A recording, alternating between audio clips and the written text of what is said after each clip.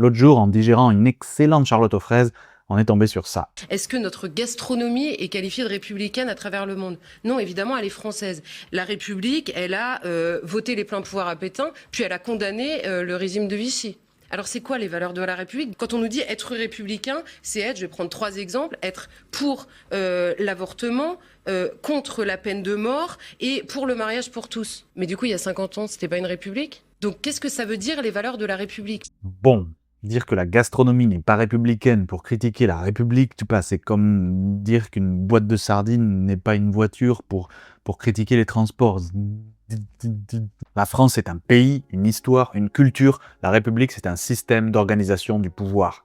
Aucun rapport. Et notre République, elle repose sur des valeurs très claires. Liberté, égalité, fraternité. Si on veut compléter, laïcité, éducation. Et ça n'a pas changé depuis la Révolution. Ce qui change, c'est notre capacité à les appliquer correctement. Mais dire « les lois changent, donc les valeurs n'existent pas », c'est un raisonnement catastrophique. Troisième énorme problème, Vichy. La République a donné les pleins pouvoirs à Pétain.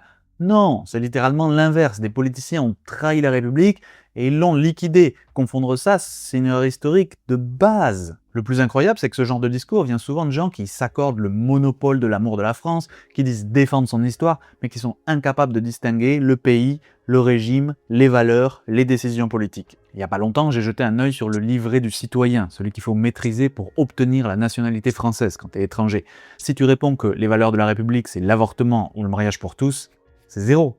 Recalé. Cette dame a même pas le niveau pour être française. Et puisqu'on n'est pas à une contradiction près, ces gens se disent aussi gaullistes, du général de Gaulle, de ses institutions, de son héritage, alors même qu'ils seraient prêts à démolir ce que le général a précisément voulu protéger. Derrière tout ça, il y a un but. Les valeurs sont floues, la République est floue, tout est relatif. Et donc, on peut tranquillement taper dessus. À toute fin utile, on rappellera simplement la dernière phrase de notre Constitution. La forme républicaine du gouvernement ne peut faire l'objet d'une révision. Autrement dit, vouloir la fin de la République, c'est pas une opinion politique, c'est vouloir un coup d'État.